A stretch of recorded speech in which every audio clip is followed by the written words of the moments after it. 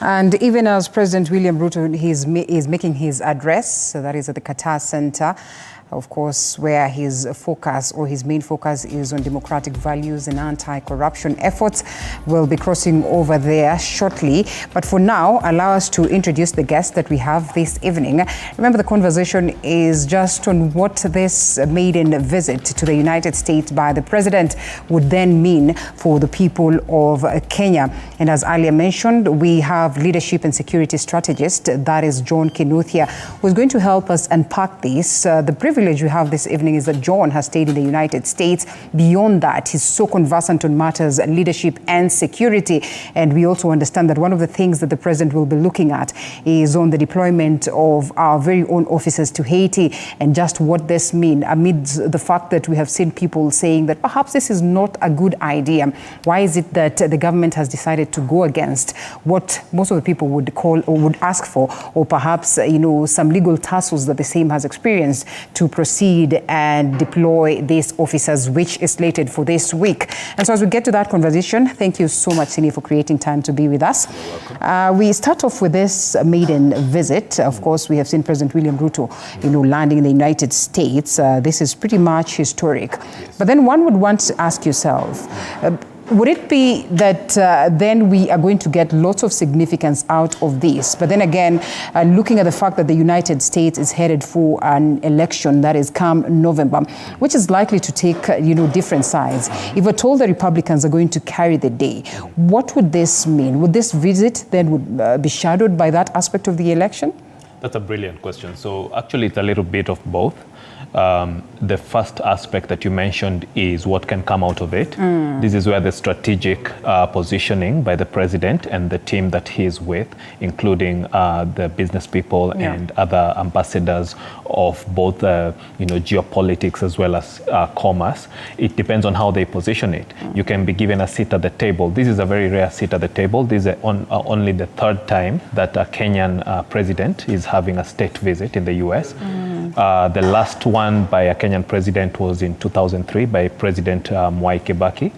And the last one by an African leader was 15 years ago, which was the president of Ghana at the time, invited by President Bush. So it's a very significant, a state visit is not just a normal visit. It comes with the full honors, very ceremonial, very traditional in terms of culture and military and government and officials. He's made a unique positioning of the trip, which is that he didn't first directly go to Washington, D.C., which is the capital. He's gone to Atlanta first. He's having the engagement at the former President Jimmy Carter's library and museum. And after that, he will be meeting Kenyans in the diaspora. There'll be a sort of ongoing strategic engagement between the Centers for Disease Control, some know it as Centers for Disease Control and Prevention, which is based out of Atlanta. They're having a strategic partnership with KEMRI. And then he and the First Lady will be hosted by the Kenyans in Atlanta. Then tomorrow will be a big day. They go to the Tyler Perry's studio. Many Kenyans are familiar with Tyler Perry of the Madea fame. Then they have a meeting at Coca-Cola. Then he'll be meeting various CEOs of Delta Airlines, Coca-Cola, both the chairman and the CEO. And then, one of the GE, basically one of the defense contractors, which is GE Aerospace. He'll also be meeting other industry leaders as well. And he'll be hosting multiple fora. He'll be meeting the Atlanta mayor. And he'll also be going to Spelman School, where he'll be talking about, education and science and technology and all that. Now, the second part of your question, like I said, it was a little bit of both, because initially the Democrats had requested for him to make a joint address of the Congress.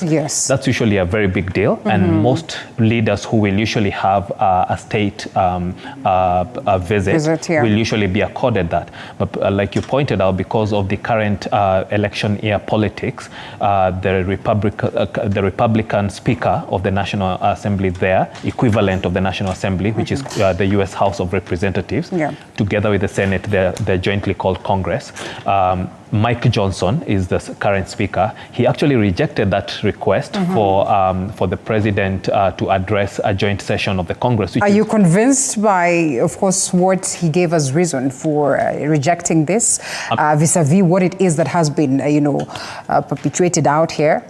It's certainly domestic politics because he's still meeting the president. So what they did was form a bipartisan caucus of the House of Representatives, then form a bipartisan caucus of the Senate. So they will meet, Representative Mike Johnson in his capacity as the speaker still, as a leadership caucus together with the Democrats headed by Hakeem Jeffries. And then he will meet the Democrats in the Senate and the Republicans in the Senate.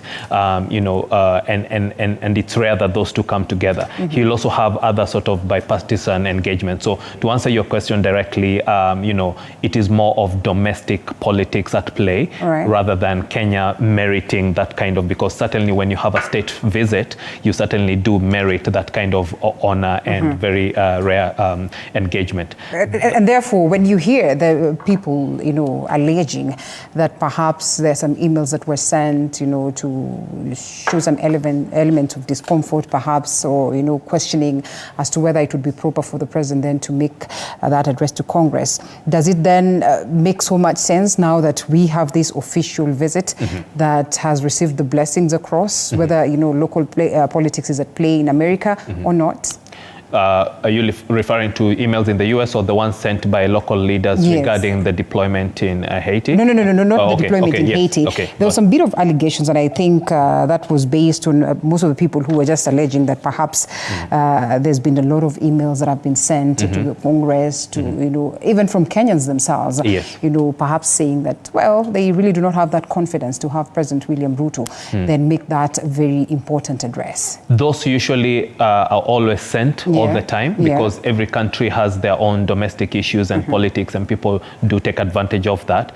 They're usually inconsequential. So the fact that the Democratic Senate leader, the majority leader Chuck Schumer, and his counterpart, the Republican Senate Republican head, as well as the House of Representatives, on caucus on both sides, he's also meeting the Black Caucus. So effectively, he's still meeting the leadership of the entire U.S. Congress, both the House of Representatives as well as the Senate. But it's that big spectacle, which is a rare audience with the entire government of the United States. The president does attend, and his guest, and the executive, and then the Congress, the full Congress usually does attend. So usually, emails sent by people are not they're not consequential to that level. So I would tilt it more towards domestic politics in the US and the dynamics that are at play, more than that, one or two or three or even 10 or 100 people. People send emails all the time. It's usually not consequential. Before you get to what it is that you wanted to say earlier on, we are looking at some of the things that at least we received, that information from a State House, that is spokesperson, Hussein Mohammed, who was highlighting some of the things that, the presidents look to address, of course, economic prosperity, defense, cooperation, democracy and governance, governance, multilateral and regional concerns, a lot of, bilateral talks that would benefit both countries. And you're talking about local politics at play. We're talking about a country that is headed for an election. One that, of course, if all goes well for the likes of Trump, then is likely to as well have him back. And we witnessed what played out the moment he was taking it up from, Obama. The changes that he made, the crucial changes that he made. If at all there's going to be any form of tangibility in terms of the conversations that will be had by these two presidents in terms of making the two nations, get to a point where they will benefit, are there possibilities that this would be undone by the next regime? And in this case, we're not trying to spell doom that perhaps then Joe Biden will not be the person to carry the day. So the US has a very interesting system, a very interesting democratic system that's over 400 years old. They have what is called a tricameral system. So they do have the executive, which is the presidency. They do have the the legislature, which is the joint Congress, the House and the Senate, and then they do have the judiciary, which is headed by the U.S. Supreme Court under the Chief Justice. Now, the U.S. does it differently more than other countries, and I wish here in Kenya we could adopt a bit of that. They have what is called a transitional type of election, where not all leaders are elected at the same time as the presidential election. So they kind of split it into phases so that there is continuity of government, there is continuity of leadership, and at no time do you have newbies coming in all at the same time and starting afresh. There's a lot of sort of systemic, tribal memory, if you will. There's a lot of systemic, continuity, and they pay a lot of attention to that. The same is done with policy. They don't just come up with policy. So policy in this context, foreign policy, is not designed by the president per se. It starts with the State Department. It starts with bureaucrats. It starts with people on the ground who, feed up and create and craft the entire U.S. foreign policy that's now headed up by the Secretary of State. There's defense policy that goes with that, and there's other sort of arms that go with it. So there's a continuity of that policy irrespective of which president is in power. We'll later be talking about Iran, and you'll notice that what previous presidents did with Iran, there seems to be some sort of consistency and continuity, even though with a few, Donald Trump, President Donald Trump at the time, pulled them off the nuclear treaty with Iran. But and that was quite, geopolitical from his conservative point of view. But usually their policies are usually very consistent. So I don't see, for example, there are bilateral agreements that date all the way from the Clinton years, and there's all sorts of developing sort of cumulative understandings of those agreements. So those have not been removed yet. So whatever the president and the U.S. president and their teams are going to agree will have continuity. It will not be as affected by local politics as it will be affected by the U.S. consistent foreign policy. The other angle is the U.S. did make a misstep in terms of engaging with Kenya, especially during those Kibaki years, where by playing the bad cop, or they call it stick versus carrot, they had too much stick and very little carrot, and Kenya turned away towards other superpowers. They started engaging with the Chinese, they started engaging with Russia, and really sort of stepped back from a long-term engagement with Western democracies to saying, hey, we'll engage with whoever will come to the table with the biggest deal. At the time, that sort of misstep by the U.S. was characterized by their key diplomat in Africa, who said that elections have consequences, which was deemed to be too much of if not meddling, not being as independent observers, but sort of meddling in Kenyan politics on one side, or putting a stake on one political side or the other. Now, they have walked that back. And you can see a lot of the engagements that the president will be having, especially when he moves to Washington, D.C. in a few days.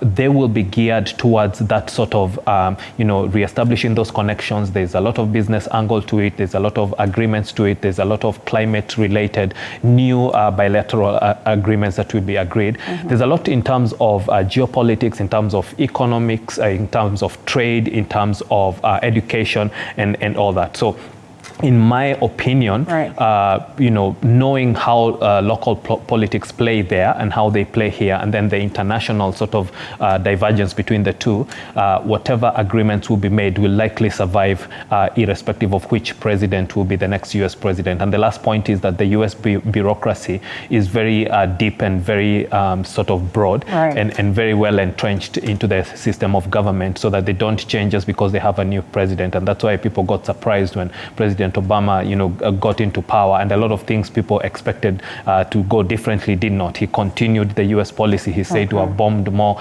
countries than even his predecessors. Yet he was a U.S. law professor who was, an advocate, a civil rights advocate, no less. So the bottom line is that usually the foreign policy of the United States remains very consistent, irrespective of which president is in power, and this case will be no different. So the table has been laid. The engagement engagement is on. It is a very rare honor to get a state visit, especially during an election year when the president is concerned with other things. And that tells you that Kenya is geopolitically very strategic to the US. And it's a two-way street. The US is also geopolitically very strategic to Kenyan interest. And since Kenya has played its cards well to get on the table, I believe they will be able to play their cards well to get the most out of it. Remember, every country in the world acts according to their strategic best interest.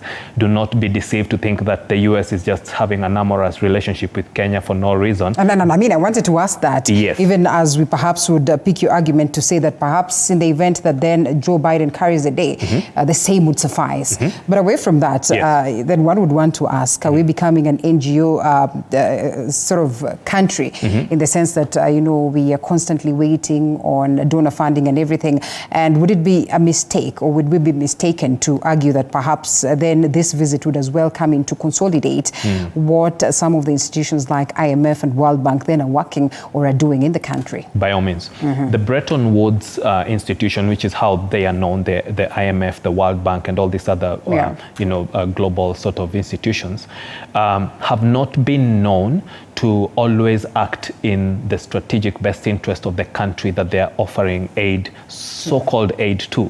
Number one, it's usually not aid, but these are loans.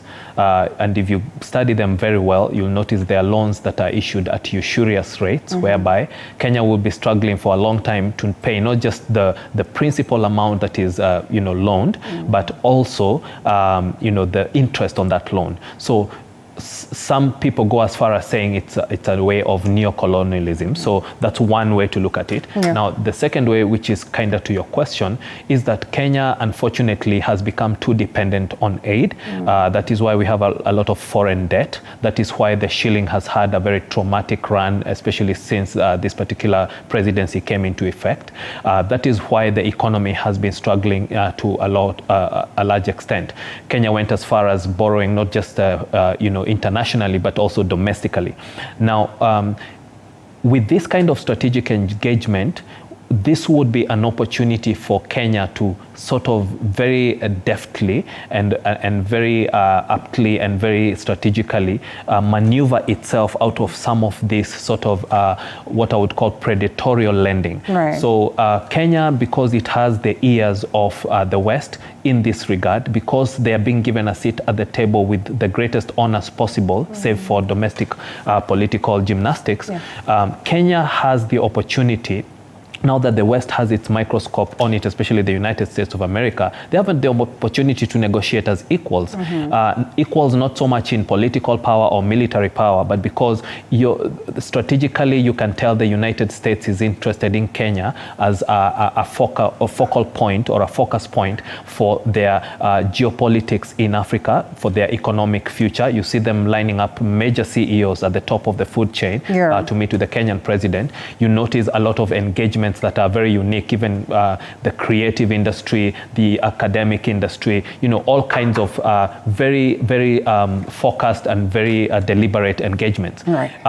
Kenya has been meeting with other countries and having interactions. I mean, the late president of Iran was here in Kenya. Was it July? Just recently, exactly. And then, China as well, Russia as well. So the fact that the United States has a vested interest and seems to be interested, usually that's a negotiating chip and a negotiating strategic advantage that you can use to get the better of any deal, which means it helps when you're negotiating. So hoping that Kenya and its leaders have a strategic mind that is not just thinking, beg, ask, loan, and just going with the sort of poverty mentality or beggar mentality, hoping that they can have a strategic point of view that says, these guys have an interest for a reason. They are focused on us for a reason. They gave us state visit for a reason. They do feel that the national strategic interest of both countries do align. And to a large extent, Kenya is at the forefront from an African Union perspective, from a regional perspective, and most importantly, from initiatives like global climate change and other sort of initiatives. The UN is now moving its headquarters. The UNDP has had its headquarters in Kenya, but it's now said that the entire UN headquarters is being transitioned to Nairobi. We all understand just how keen the United States and many other countries or superpowers are always keen in terms of making sure that they understand we're going to invest in this country, whether aid, whether debt, whatever capacity. But then again, they're always keen to understand what is playing out politically in terms of how people are managing their economies. We also understand the situation in the country. In as much as, of course, the reports indicate that perhaps we are at a better space in terms of growth of the economy, there are concerns about corruption. Could this be, negative indicators for the United States to proceed and, continue to work with us if at all we are to get something out of this visit? Countries like the United States that are superpowers know us better sometimes than we know ourselves. Interestingly. And sadly, they know us better than we know them. So one of the saddest happenings is usually when countries are engaging at such a geopolitical level for such strategic bilateral engagements. A country like Kenya doesn't really understand what it has, the chips it has in its hands, and the sort of collateral, especially in terms of leverage that it has in this negotiation. So we go in with a sort of inferiority complex, all right? So if Kenyan leaders could really understand the rare sort of strategic positioning that Kenya has geopolitically, even just physically, where we are located in the world. We are the center of the world in terms of geopolitics. We're in the center of Africa. Kenya has one of the most educated, not just workforces, but, citizenry. You go to any capital of these major economies and you'll find Kenyans in strategic positions. I was a chief executive in my 20s in the US, and we do well when we go out there, between the work ethic and the education system that we have here, the values that we espouse, the principles that we have, and just I think we're a blessed country, and sometimes we forget that. So to answer your question, if we could really harness the understanding of who we are as a people, who we are as a country, and our great strategic positioning that gives us leverage when negotiating, especially when all the superpowers in the world are really interested in having you as a strategic partner, then we would do better with this sort of arrangements. Now, directly to some of the things we mentioned, it is not a great thing when you are always getting these loans. It's not a great thing when bilateral agreements always seem to favor the other country. Despite their size and superpower status, we still can get good deals out of them. So I think Kenya needs to kind of step out of that inferiority complex in the global stage and position itself. I mean, some of the discussions in Washington, D.C. will be as sensitive as, Security Council positioning and other strategic global geopolitical, matters of serious importance. Kenya's voice is important in Africa. Kenya's voice is important in, bodies like the UN. And if the leaders really were to capture all this and harness it, I think we would get better deals. So the capacity and extent to which the Kenyan leadership can understand that when you have the upper hand and you have leverage and you see that your negotiating partner, it's always a negotiation, by the way. It's always, two nations positioning themselves geopolitically based on their strategic national interest. If we would take that very seriously, then we would be able to get better deals out of this. If we're going to look at timelines and perhaps look at the last visits or perhaps the last, engagements that we have had with the United States, is there anything to show? We're talking about months after, we're talking about years after. We would want to look at just how many investors we have in the country, physical investors, coming into the country, that is from the United States of America. I mean, is there anything to show such that then we'll have confidence that out of this 5 months down, or 3 months down, which is normally, of course, the earliest, in terms of timeline we can achieve. Yes. Can we say we are headed for before you even talk about they, which means the United States and other partners, we need to talk about we. The citizens of this country are the board of directors that elect the executive. We are the ones who should be holding accountable the executive to results when they are in engagements like this, because the president of Kenya, of the Republic of Kenya, is there on behalf of the people of Kenya. So the first question you asked was about, can we glean significant benefits from this sort of engagements and visits? So the last one, like I said, was in 2003 by President Kibaki. He really tapped and was brilliant at doing so, because there was a lot of economic progress in the Kibaki years. He didn't just use it globally, he used it even regionally, where suddenly he opened Kenya's economic basket to cover the whole of East Africa. He widened the market for us. Yeah. And he used this sort of engagement to position Kenya really at the forefront. And it was tangible those days. You could really feel the economy was doing well. You could see all the development, and you could see a huge difference. The previous one was President Moi. Yeah. President Moi was very insightful. And, you know, sometimes I'm frustrated by the fact that when people give him credit, criticism, they don't give him credit where it was due. He was the one who educated us about some of the things we're talking about today. He kept talking about the structural adjustment programs and saying these Bretton Woods institutions, they become bullies, they are strong-arming us. And then he started, growing the local economy to sort of balance that. And we were hearing everything from songs telling wakulima, ongezeni kilimo, and all that. He really had Kenya's foreign policy being what I'm talking about, which means when you go to the global stage, don't go with a sort of beggar mentality or inferiority complex. Now, to your other question about can we see tangible benefits from them, unfortunately, a lot of these engagements have been hampered and undermined by corruption. Because when these foreign investors come to Kenya, all kinds of gymnastics in terms of corruption are concocted. There was a time there was a law that was saying, if you're going to be a foreign investor coming to do business in Kenya, you have to have X. I think it was 35% of local ownership. But now the local ownership is not competitive based on the market, is based on cronies of whoever is in power at that time. Yeah. So such political nonsense that we engage in here is what really shoots us in the foot. So that's when you look at it internally. Now, if you look at it from a US point of view, if they didn't think they would get somewhere, and they didn't think this was strategic enough for them to pay attention to, and they didn't think there would be fruitful benefits both ways, and they didn't think Kenya was a proper partner, this state visit would not have happened. It would not have happened on an election year. Yeah. It certainly wouldn't have happened when there's so much going on both in Kenya and in the world as well, and in the US as well. So there is opportunity for both sides here in Kenya domestically and in the US and even internationally for people to get serious.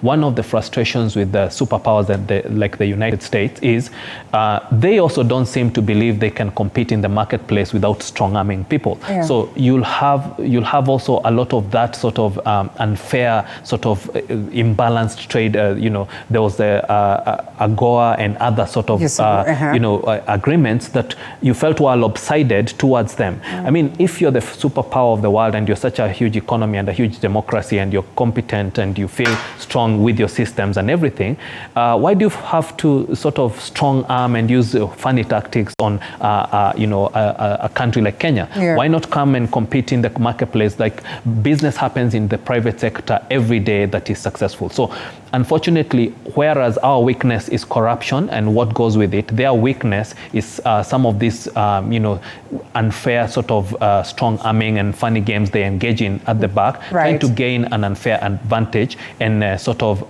not see eye to eye as equal partners on the table. Okay. Now, with all that said, there is hope because to the extent to which the country is positioned globally as it is today, as we speak, we have so much to gain from these engagements here within the country, nationally, within the region as the Greater Eastern African Community or the COMESA region, and then as an African Union. You speak of an African Union, and allow me to come in on this matter of us, presenting one of our own, for that bid of the African Union chairperson, that is commission, Yes. And the Right Honorable Raila Odinga's name is there. We understand very well that it's more or less like a scramble if you'd want to look at it. Yes. And we have very many African, countries as well presenting their very own. China, you mentioned very well, away from the United States, or many other superpowers came on board to take the place of the United States, especially in Africa. Yes. Do you suppose then we are likely to see that out of this, other superpowers, China, for instance, coming on board to perhaps sponsor other candidates, at the expense of what it is that we would be pushing and advocating for as Kenya? So one of the strategic advantages I mentioned of having a superpower's attention is there's the sort of almost a jealousy of sorts that the other superpowers develop. So when we were with the United States and they played hard to get and they played, tough and really played hardball. We had China on this We side. went to China, and then China, came with all these deals and unfortunately loans. I wish there were grants, but they came with loans that were, almost unbelievable terms, like up to 80% sort of, financing that it was easy. And then now the US is jealous, and that's why I'm saying if the leaders were wise and strategic, they could play this to their advantage, because you have all the superpowers with your attention. You have the European Union, which is now separate from the country that colonized us, which is Britain, because of Brexit.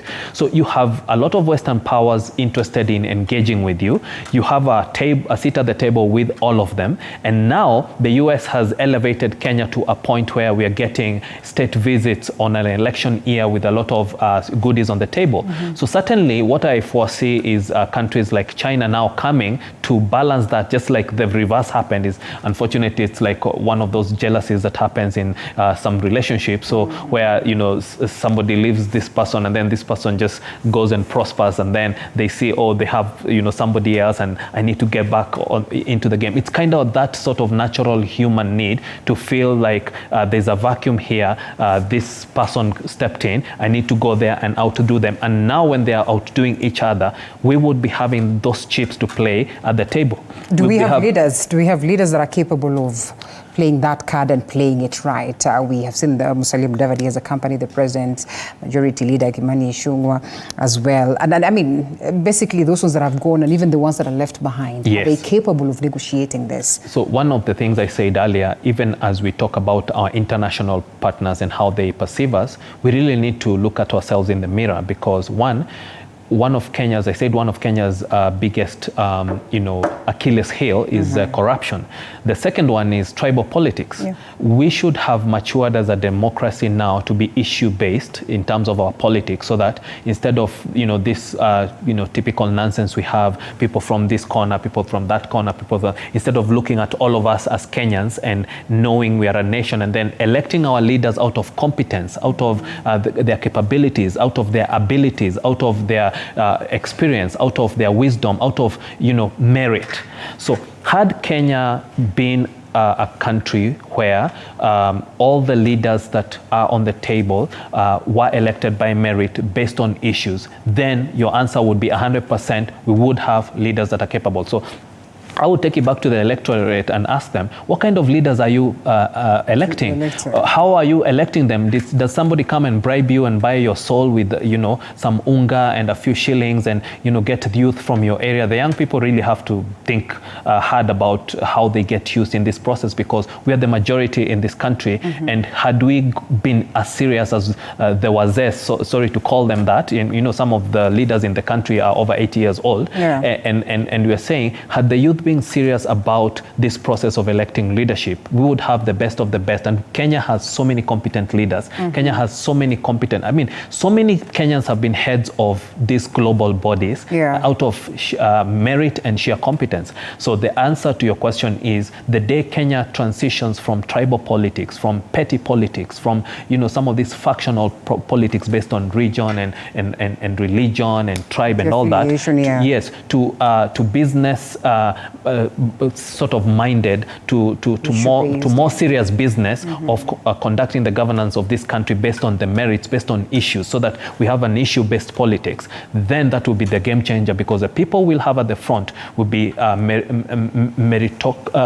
meritocracy that is based on, these are technocrats, these are bureaucrats, these are people with experience, these are people with leadership skills, these are managerial gurus, these are people who are the best of the best that Kenya has to offer. So the day we overcome these two, demons of corruption and, tribal politics, then we will be able to say we can put forward the best of the best, so that when we meet these superpowers, we can be, as advantageous to our national interest as they are playing to be for theirs. Well articulated, and as well, I think I can say that clearly my answer there then in this case is a no. We really do not have them just yet. All right. They are there, but they need to, Kenyans need to be serious about making sure they have the right leaders in place for all these roles. Well put. Yes. Let's talk about security. And I know we're talking about defense cooperation, we're talking about, multilateral and regional concerns that we have witnessed. We have seen how, as nations, we have worked towards addressing the question of terrorism.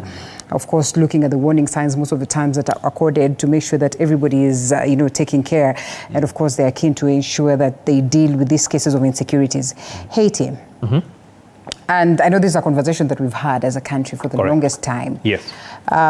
We know what US is capable of. We know their existence and, the fact that they have the Air Force, they will have the Army, and many other security entities and agencies that are capable of handling this concern. Yes. Why is it that it's a bit adamant, or it's not committing to quelling the unrest in Haiti, such that it has to pull these conversations of the United Nations, it has to pull, other countries and more so African countries to this?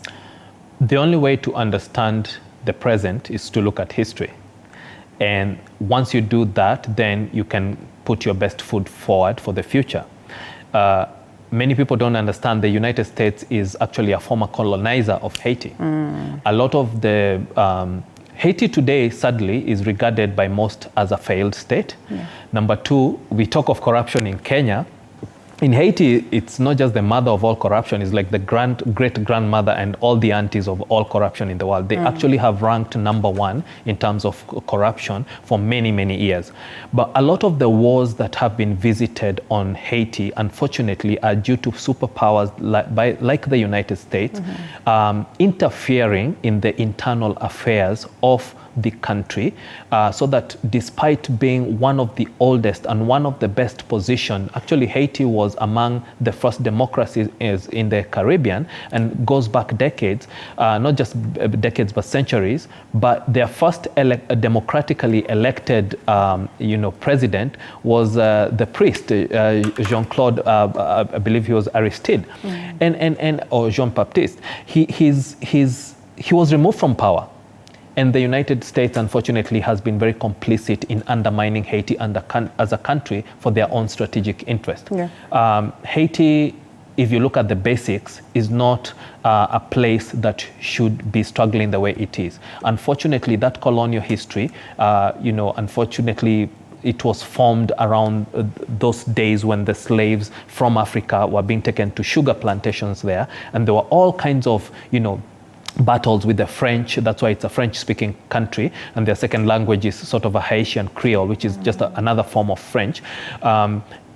With the original Spanish, I mean, we talk of Christopher Columbus. They say he's the one who discovered Haiti. And when you go back to all that history, you see age after age, dispensation after dispensation, superpower after superpower, empire after empire, literally just taking advantage of Haiti to just get resources out of there without building the local people. So today it is a failed state. There isn't a proper elected government that is in place that reflects the will of the people of Haiti. And now here comes Kenya and other countries being drawn into it. Now, people can have all kinds of debates about the appropriateness of that. In international law, it is acceptable for a police force from one country to go help another country, but there are usually a lot of steps that must go into that, and we understand them all, and one, you must be dealing with and be invited by a leader who's democratically elected, which means reflects the will of the people.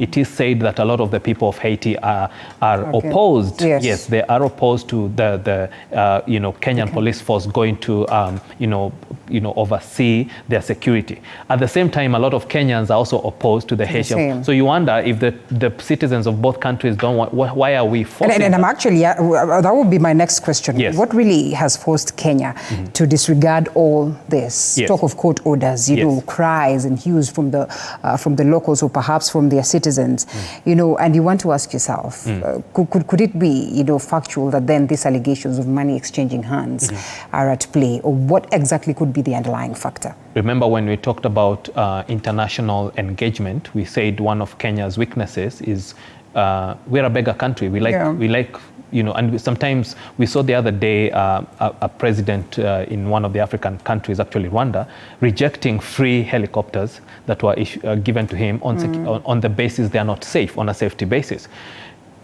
In Kenya, we seem to beg without standards. We seem to just take anything that comes and get thrown our way. So unfortunately, our leaders have adopted a perspective that as long as somebody is giving us dollars, we can do whatever we need to do. And sometimes we go to the extent of selling our soul as a country to do some of these things. So I would say there's some credence to saying that the leadership is perceiving an economic benefit, a geopolitical benefit, and some other sort of unspoken benefits that, maybe the outcome of private negotiations between these two countries. But certainly they are perceiving a benefit that makes them not look at the risk management side of it. There are two forces in Haiti right now that are regarded as the security forces. One is the National Police, and then the other one is the Coast Guard. The National Police, which is largely in charge, and they're basically like SWAT team, or the special forces type with very tactical training, advanced tactical training. But it's the most corrupt, and the corruption and the fact that there are too many gangs and there's so much crime and there's so much international type crime, kidnappings and extortions and all that, makes it a very dangerous environment for Kenyan citizens, whether they are policemen or military people or in any capacity. We have no business sending people in harm's way when, from a risk management perspective, we should be able to see this is somebody's husband, this is somebody's son. Help us understand this, and I'm glad that you bring that up. These officers that are set to be deployed, I would love to understand what goes into the agreements that, of course, then you are supposed to be deployed for AMISOM or for whatever it is that, whatever capacity that you're going to operate. Because then you want to ask yourself, were they threatened? Were they under duress? Are they in agreement to this? What happens to their family? Is there some element of counseling? Are you assured that your family member is going to come back home, safe and sound? What plays out? That's a brilliant question. Now, in the security forces, it is considered a very strategic and nice and positive career move to serve in an international force of any type. You mentioned one, AMISOM. There have been so many of them based through the UN system, and some of them being bilateral and in many other forms, trilateral and multilateral.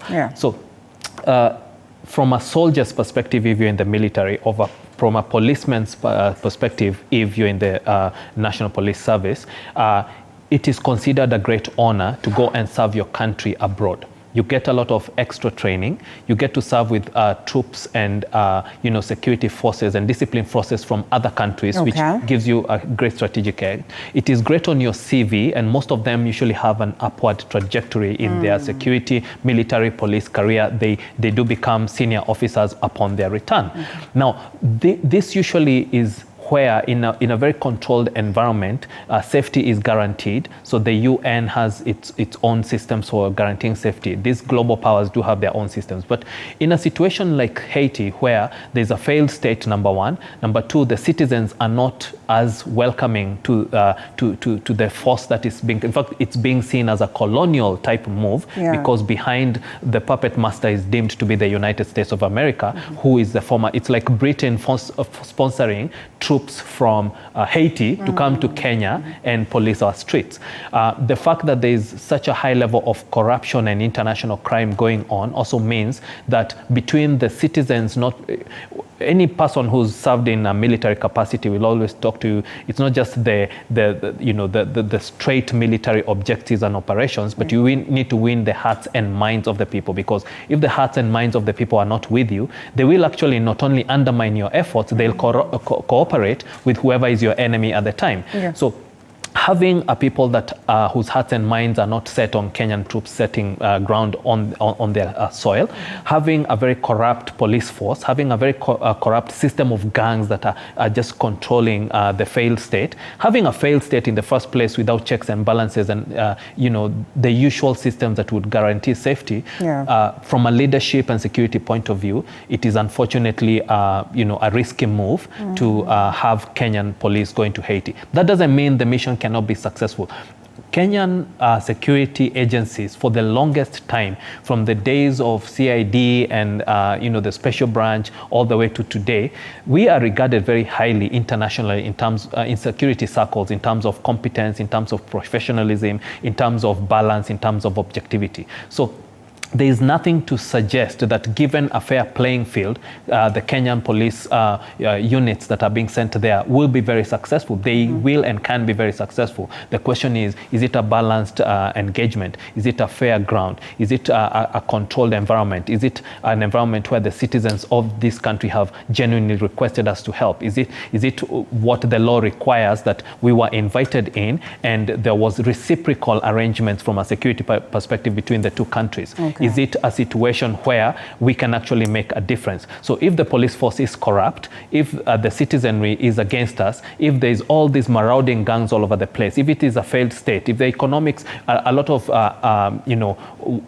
analysts globally have come to the agreement that the instability and insecurity of Haiti is directly proportional to the poverty that's been visited upon it by foreign interference. Right. So as long as those factors are there, it is from a pure risk management perspective, being objective, it is a risky engagement. Okay. Yeah. As they always say, and I mean, we're going to watch and see. I mean, it looks like this one is cast in stone. We'll have our forces proceeding to Haiti. Yes. We can only watch and see. Are there possibilities that this could be challenged successfully, or this is done and dusted? Well, some of the local leaders have written letters to bodies like the UN, they've written to the United States, they've written to as many people who may have clout or a say in the matter. So that means if they are deployed, their possibilities, they could be recalled back? We don't know that for sure, because the way international relations work, the way international law works, and the way diplomacy works, it is not letters by local politicians that sway the day. It is the will of those who are in power, who have the influence and the authority to make these decisions. So if the head of state in Kenya, if the head of a government in the US come together and their institutions that they have influence over, the US has a lot of influence within the UN system as well. They have veto power. They can veto anything from the Security Council perspective. So, and this is in many ways being driven in that regard. So usually the chances of the mission being recalled are less unless something happens. Wow. So like you said, once the cat is out of the bag, if a court order was not sufficient restraint for our leadership to make this move, if all the protests by the citizens of Kenya, articulating their discontent with this decision, if all the protests by the people of Haiti, basically saying, hey, we don't need you guys here, what are you doing? In fact, they look at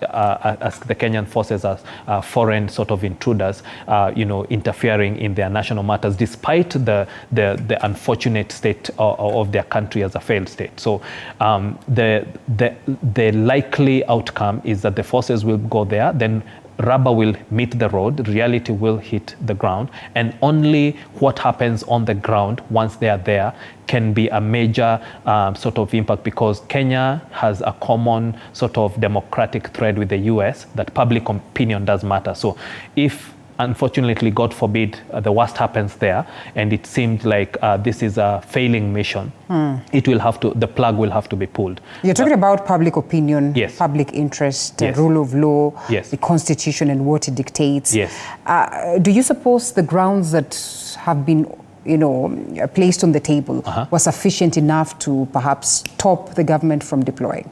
The simple answer is the grounds that were laid on the table by the government did not seem sufficient to warrant and justify the deployment.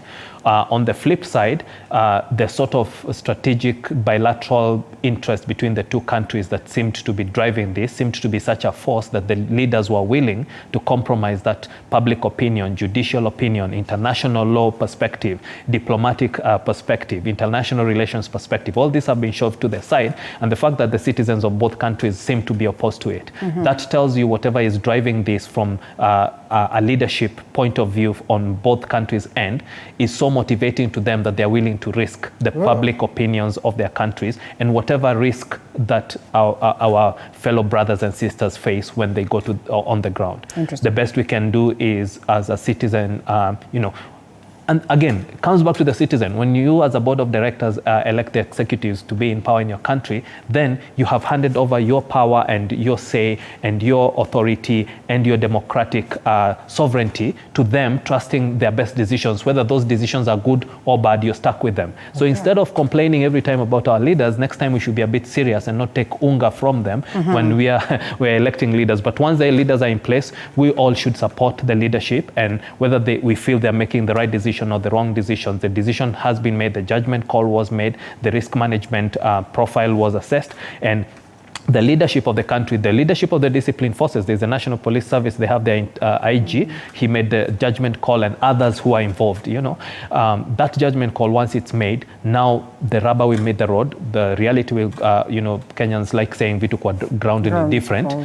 Unfortunately, the Kenyan forces will find, or the police force that has been sent will find that kwa ground vitu ni different, but they are capable, they are very capable. These are the best of the best, they are very well trained, they have received additional training, they are very well equipped, they have the support of the national police there, and their dynamics. The US has a very complex security machinery that derives both from their foreign intelligence services, the CIA, and the whole Directorate of National Intelligence, and a whole 16 bodies that are, that is their job. They have a very strong foreign policy and all that. They have a lot of influence that can make sure that any force that is in the ground, on the ground in their name, become successful. So we should not underestimate the ability of the US security apparatus to make the Kenyan forces, succeed in their, but still it's very risky. And unfortunately, we'll just have to wait and see when the rubber meets the road. Well, I hope you could spare us some more minutes so that we briefly touch on, the global security elements. I know that is as global as well, but then we're looking at the ICC conversation where, of course, we have the chief prosecutor arguing that they would want to see the likes of Israeli and Hamas leaders, face arrests and all that. And of course, where then we as a people, and perhaps this visit then would mean in terms of the fact that they're discussing multilateral and regional concerns across the global fraternity, DRC, Gaza, and all that kind of talk. But allow us to quickly, again, cross over to Atlanta, Georgia, where George is on standby to keep us up to speed in relation to what is playing out, of course, if the president is done with the address and how much more we perhaps, expect. George, if you can hear me. Maringa, if you can hear me.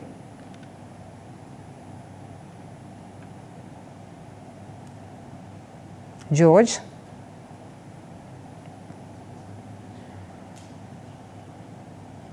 Well, a bit of a technical hitch there, but all the same, we will be coming back to George shortly. So here we are. ICC, Gaza, DRC, and all these conversations. And we're having these nations as well focus so much so on discussing defense cooperation, on discussing regional concerns and security concerns for that matter. The world as we live today is unfortunately a very dangerous place.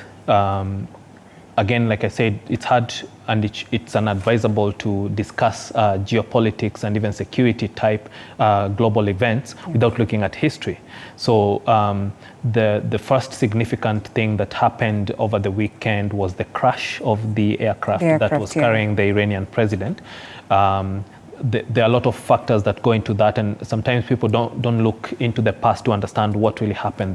The helicopter that was carrying him is a Bell-type helicopter. Initially, it was a military purchased and a military-operated aircraft. Unfortunately, it was manufactured in 1971. So if you count those years, we are talking 53 years old equipment. Now, because of sanctions, because of the crippling sort of heavy restrictions on people selling parts and aircraft to the Iranian government, then you find the safety profile of this particular aircraft is, despite Bell actually has the safest record of all helicopters in the world. I think they've up to today they've manufactured 13,000 helicopters, and only 88 out of 13,000 have fallen. That is the best safety record, and their helicopters are known to be the best. But when you're operating equipment that is 53 years old, when you're operating equipment that doesn't have the right access to spare parts. The Iranians even tried to manufacture their own parts, but they failed. The bottom line there is their equipment issues, and then of course in an accident like this, there are so many factors. There's pilot error, there's equipment failure. There's the weather. There's the weather aspect. There was heavy fog. It was the Uzi area is a very mountainous and forest-based area where even the weather forecast that would have been issued to the pilot as he went to make his strategic decisions to fly that aeroplane, they change because fog comes out of nowhere. And unfortunately, it seems the crash happened due to a combination of those factors, killing 4 major leaders in the country, the president, the foreign minister, those are a key imam. The country is run by a system of imams and sheikhs. It has a religious leadership. And then there was a governor of that province, which is Eastern Azerbaijan. There was a chief of presidential security who was here in Kenya just the other day and was photographed with both presidents. And then there was the bodyguards of both that governor and the president. Now, the fact that I mentioned earlier, we have to be truthful about the fact that some of these superpowers are overbearingly interfering in the affairs of other countries. Had that country not had crippling sanctions, there was a nuclear deal that had been in place. President Obama did initiate that, and then out of sheer, bamboozle type, just crazy politics, it was pulled when it wasn't supposed to be pulled, and has led to so much catastrophic loss of life and other things. Those things come to bear. Now, that is a good segue now to look at the greater Middle East. What is happening in Palestine is simply unacceptable. You cannot have, the last figures I looked at were in the mid 30,000s. People don't, people talk about September 11th, where, 1,000 and a couple of hundreds died. You're talking of 33, 35, now advancing towards 40,000 people who have been killed. These are people who are in a worse state than the apartheid regime in the past in South Africa. They don't have the rights that humans should have. They don't have sovereignty. They don't have self-determination. They are literally living in a large prison. By all international standards, if this was happening in any other country, perpetrated by any other country, then it would be genocide. But now, because one, again, the United States is the person or government entity that is financing everything that's happening, and then you have a leader, unfortunately, in Israel who has a history of being very prone to unjust violence that almost comes close to wickedness. Just killing without thinking twice. Sadly, it has a history because his brother was one of the soldiers that was sent to Entebbe, and during that raid, he died. And that seemed to have changed a mindset. But now here is a leader who, like today, had after the arrest warrant was issued, he was talking about, saying, we were victims of the Holocaust. You can't talk about that when you're making the decisions to kill 30-something thousand people and give them no chance to escape. You tell him, go there, you bomb the place, go here, bomb the place. It's like a classic example of tit for tat. It's beyond, it's wickedness. Hold it right there. Yes. Hold it on that. So the bottom line, just to finish the thought, the bottom line is any nation that has leaders who are principled, God-fearing, and people of integrity should know this is wrong. So personally, I say those arrest warrants that were issued today, and they were issued on both sides, on the Hamas side as well, those were a good step towards getting justice for all these people who've been displaced out of their homes, and they're being killed wantonly without any justification for that. Well said. Allow us to cross over to Atlanta, Georgia. George on standby. George, if you can hear me, what is there for us to learn about as of now? Indeed, after President Ruto and his delegation are done with the Qatar Presidential Center, they've come to the King Center. That is the memorial of Martin Luther King Jr. That is the activist, of course. Many will remember him and know him for what he did. But right behind me is the Freedom Hall where the president was. And I just want to show you, Linda, unfortunately, we have to move because of Secret Service. But if you could just turn and I show you, behind me is the crypt. Just past this waterfall, or rather this water feature, is the crypt where Dr. Martin Luther King and his wife, Coletta, were laid to rest. That's their final resting place. The President and First Lady laid over there in respect, as well as, they observed the eternal flame that is the place which has an eternal flame to be able to signify the burning spirit of Martin Luther King Jr. But just now inside, again, we have to move, unfortunately, because of the schedule, into the Freedom Hall. I will be taking you in to just be able to see what exactly is going on. There is the address that you are waiting for, just a short exchange, if you could call it so. As you can see, the two flags, one of the United States and that Kenya, are right there, even as people exchange, or rather, prepare for that specific speech. Unfortunately, they've been asked to come inside to just be able to see what is going on. I just want to show you some of the activity, even as we wait for the arrival of President William Ruto. I'll just show you where he is. Up there where my team is pointing, with Dr. Bernice King. She is one of the last daughters of the King family. Is a moment that the president will be coming afterwards to just come and speak after seeing, or after visiting the museum. This is the Freedom Hall itself. You'll be expecting to hear, the reflections from President William Ruto.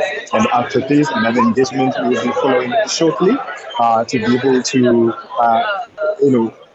in following the itinerary of President William Ruto. But for now, I hand it back to you in studio, even as wait for President William Ruto to emerge from that session that we're having with Dr. Bernice King, one of the last daughters of the King family, right here at the King Center, the memorial for Martin Luther King Jr. Thank you so much, George. A bit of history there that is rich, and of course we'll be catching up with you sometime tomorrow for more updates. But I think we have talked much about security. We do not step out of this place without looking at the element of history in this visit. Yes. And just how rich this rich history has been preserved. And, I know we have come to a point where as a nation we have seen leaders questioning the essence of history. After all, they say, well, I mean, enda huko na maneno yenyu ya history. But you have constantly highlighted just how crucial history is. Yes. We're going to look at the events of today. What do you make of this? Firstly, to that angle of history, one of the things that made President Mwai Kibaki so successful as a president, he and President Uhuru Kenyatta had the same degrees. They had a degree in economics and in political science from virtually the same universities, University of Economics and Politics in London, the London School of Economics, and then out of the US. But President Kibaki had a third degree, which was in history. He understood history and he studied it well. He was a student of history. Any student of history avoids making mistakes that others have made. And then number two, you take advantage of opportunities or make the right constructive positive steps based on the good things others have done. So you learn from others' mistakes as well as their good deeds. Now, from a historical perspective, this particular visit is certainly among the top highlights of Kenya's history, especially in its engagement with the US as a superpower and bilaterally between the two countries. Why? Because number one, as I say, this is only the third state visit in all these decades since Kenya became a republic. Number two, African leaders rarely get this kind of state visit. The last one was 15 years ago. The last Kenyan one, even despite, which was the second, now this is the third, was in 2003. So this is very significant. But most importantly, when you have a table in front of the leading superpower in the world, or in front of one of the G7 countries, irrespective of which one it is, where you can negotiate geopolitical agreements, where you can negotiate economic agreements, where you can negotiate bilateral trade agreements, where you can get concessions out of it, where you can engage directly with their industry. We can see the president is literally hitting most of the critical industries. He's hitting the primary business community. They are the CEOs of Fortune 500 companies. He's meeting people in academia. He's meeting people in the entertainment industries. He's meeting all kinds of political leadership from the mayor of Atlanta. And Atlanta itself is a major city. And I saw part of the US president's statement today saying, the fact that the Kenyan presidential state visit has started in Atlanta highlights Atlanta's positioning as a major city in the world. Some of the greatest cities, I lived there for over a decade, and some of the greatest cities in the US compete against global economies. I lived in a city that at the time was the 13th largest economy in the world, greater than that of South Africa. So it's a major opportunity when you get to face with CEOs of major companies, presidents, governors, senators, members of parliament, who they call members of the House of the Representatives, mayors of major cities. You never get a better table in the world. So we have a seat at the table. We have the ears of the major global players, the who's who. The question is, what do we do with that? So in terms of history, this is no Kenyan leader and the president. And again, I really like the truth, so that even as people criticize, whether fairly, legitimately, or just out of bias, you should also give credit where it is due. The president we have today is one of the most articulate presidents we've had in a long time. He is also the most educated. He has a PhD, they call him doctor. And most importantly, he has a strategic mind, and people should not underestimate that. I always say every kind of leader, when you study leadership, every kind of leader is different. People always want cookie cutter leadership where it's always the same again and again. But every leader brings their unique personality, their unique talents that were God-given, their unique journey of life, their experiences, their key accomplishments, their skills.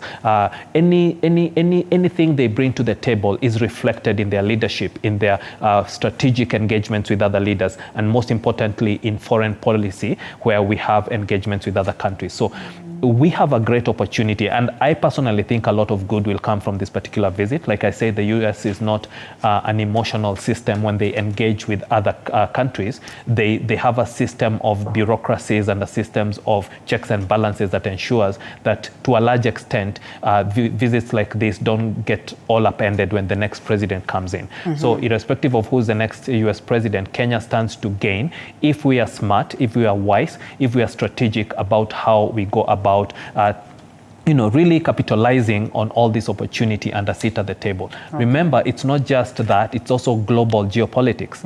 Now we are being viewed really as the cutting edge of the African continent. This is great in terms of our engagements with our neighbors, engagements within the region, engagements from an African Union perspective, and even from a UN perspective. There's been rumors that the UN Security Council will offer seats that are permanent to the African Union, and Kenya is very well positioned. That's part of the discussions that the presidents will be having. So if these cards are played well, if they're played strategically, if they are played with forethought and prudence and wisdom, and like you said, seeing history to see where we've been played in the past so that we don't get played again, and not just we, but others who've been played, but also having the wisdom to also see others who've had this same opportunities granted to them. Many people usually say countries like South Korea were even worse off or at the same par as Kenya at our independence. So how you play your cards when you're given such opportunities does matter. If our leaders can study that with wisdom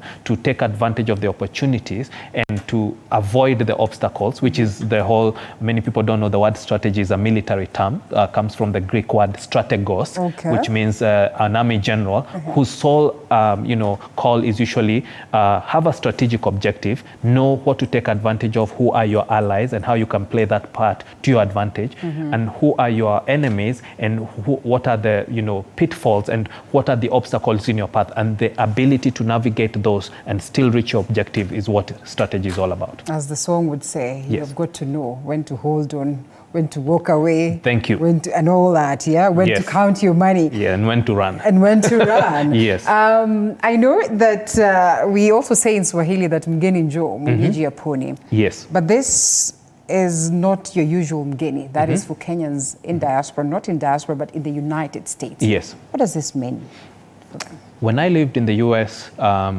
for over 12 years, having a Kenyan head of state visit is a big deal, number one. Number two, when you're living abroad in the diaspora, people, and that's why I always encourage Kenyans to be kind to visitors and kind to strangers, kind to people who immigrate to this country, because when we are living outside, you are alone. You don't have the usual sort of, fallbacks and support of family, friends, community, church, your city that and all that. You're in a foreign land and with strange, cultures and strange, sort of happenings that you're new to. So when you're abroad, you become a united front. That's why you see a lot of the times the diaspora in any place, and especially in the United States, speaks with a common voice. So they've organized a dinner for the president and the first ladies and the dignitaries that are with them. And it is a great opportunity for both the leaders to listen. One of the key strengths of leadership is the capacity to listen, not just to go and talk, but to listen to them and what they're facing, the opportunities they have that would better be supported by governments,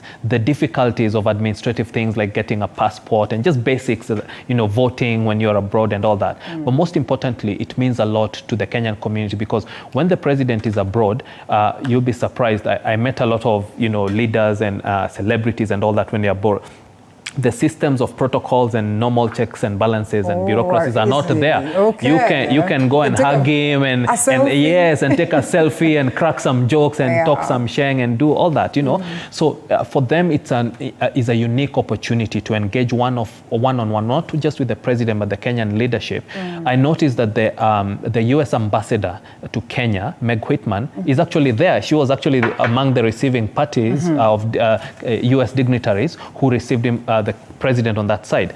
She not only understands politics, because she actually vied for the U.S. presidential ticket, but she also comes from the business community. She was a CEO, so she understands those kinds of engagements. I had her give very, very, very, very excellent endorsements of Kenya, both as a geopolitical strategic player, also as an investment destination and all that. So she understands, and some people are even saying, hey, that's too good to be true. What's the catch? What do they have in mind, right? So the important thing is when you have all those players there with you, you have the U.S. ambassador there with her ear to the Kenyan diaspora in the U.S., especially in Atlanta. Atlanta actually is one of the strongest Kenyan communities, and there used to be a tradition of Kenyans meeting in Atlanta every year, and it would be the biggest bash and all that. But sherehe aside, Kenyans are also very strategic people. So given this opportunity to meet not only the president, but even the U.S. leaders who have come to receive him, the mayor of Atlanta and all these other people, the CEOs of Coca-Cola and Delta Airlines and GE, aerospace and all these other companies. That's a big deal. Meeting Tyler Perry, the Madia, one of the billionaires who's self-made that decided I won't stick in Hollywood, but I'll go back to my home in Atlanta and create, a mega sort of movie studio where the black culture can be expressed without the biases, the traditional biases of Hollywood, where he can give opportunity to more black people to express themselves.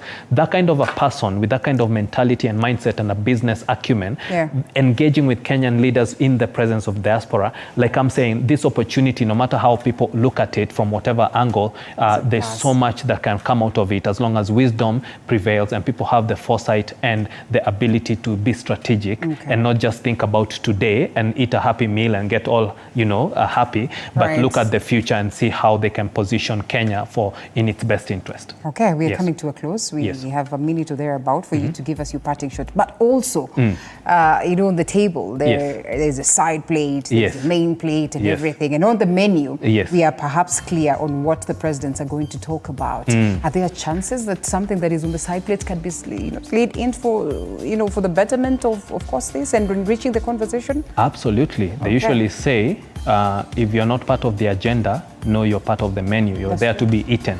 So the leaders need to have their ears and eyes wide open.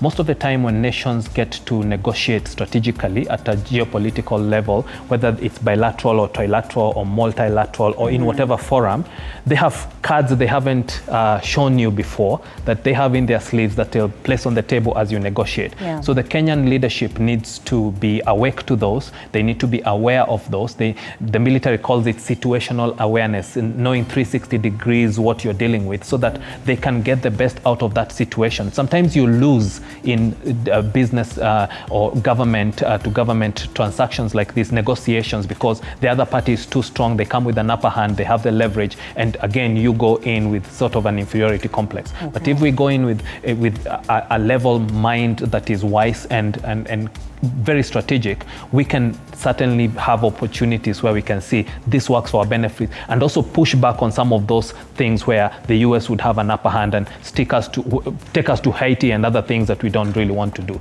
That is a good example of the kind of thing that can happen when you go to a negotiating table without knowing the cards in your hand and the leverage you have and the game that you can play. You mentioned the Gambler song, perfect example. So you've got to be really aware of when you go to a negotiating table so that you come out with the best. Remember, the two parties, you can't please everybody and everybody can't win at the same time.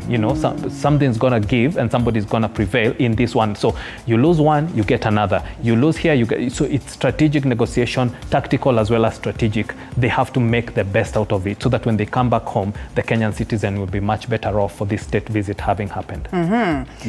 John Kinuthia fits the bill, leadership and security strategist. Thank you. Thank you so much for the great insights and of course for immense feedback from the people who are watching tonight. We cannot go through all this, but of course they are so excited that they pick great lessons out of the conversation tonight. This is an event that we'll be following up. Remember, it's a 3-day state visit and therefore we'll make sure that throughout the night we have a team that is following up to see what is happening down there, and equally tomorrow we continue with this conversation on our various programs. Thank you so much once again. Most welcome. My name is Linda Alela. It was great having you and we appreciate as well your feedback as we look forward to see you again tomorrow. Do have yourself a lovely, lovely night. It's a wrap. Bye-bye. Thank you. Thank you very much.